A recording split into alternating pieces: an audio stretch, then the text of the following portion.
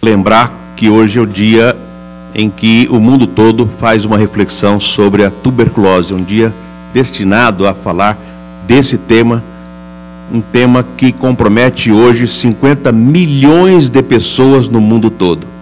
50 milhões de pessoas no mundo todo.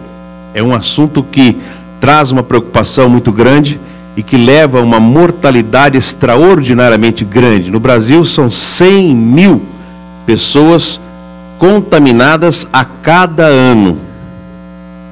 E um único portador da doença, que tem esse espaço comprometido no pulmão, aberto para o meio exterior, portanto tem a doença, e ele é chamado de bacilífero, porque o bacilo pode sair com a gota da saliva e contaminar outras pessoas. Uma única pessoa é capaz de contaminar mais 15. Então nós temos 100 mil no Brasil, nós não sabemos quanto deles podem contaminar outros, mas cada um desses pode contaminar mais 15. Essa doença se transmite pela gota de saliva e só 1% dos brasileiros, 1% dos brasileiros sabe qual é a causa, qual é o mecanismo de transmissão da doença tuberculose. Na década de 80 ela começou a diminuir e nós esperávamos no início de 90 que essa doença ia diminuir muito. O que aconteceu é que com a presença da AIDS, a multiplicação da doença no mundo inteiro, principalmente na África subsaariana, abaixo do Saara, onde a cada 5 pessoas com tuberculose no mundo, 4 estão lá, cada 5, 4 estão lá, aumentou muito a doença tuberculose no mundo inteiro. Voltou a doença tuberculose. Aqui vocês devem estar lembrados, Fernando Collor de Mello, que me perdoe, em nome da desburocratização, criou um ministério que, como primeiro ato, acabou com a abreografia no Brasil. Bernardo Talino deve lembrar muito disso. A abreografia, na década de 90, em nome da desburocratização, era o único mecanismo de ir até dentro das empresas e da fábrica, fazer um pequeno raio-x de baixíssimo custo, para que pudéssemos identificar a tuberculose no pulmão das pessoas. E as pessoas só ficavam sabendo do diagnóstico no dia que estava sendo contratada ou dentro do trabalho. A abreografia é o nome que se deu a essa pequena radiografia criada por um cientista brasileiro, Manuel de Abreu, nordestino do Pernambuco. O mundo inteiro tinha interesse em copiar esse mecanismo pelo baixíssimo custo, em nome da desburocratização de um dos países mais burocratizados do mundo. Nós acabamos com isso. Hoje nós temos um diagnóstico feito através da presença do bacilo no escarro, que demora muito a ficar pronto,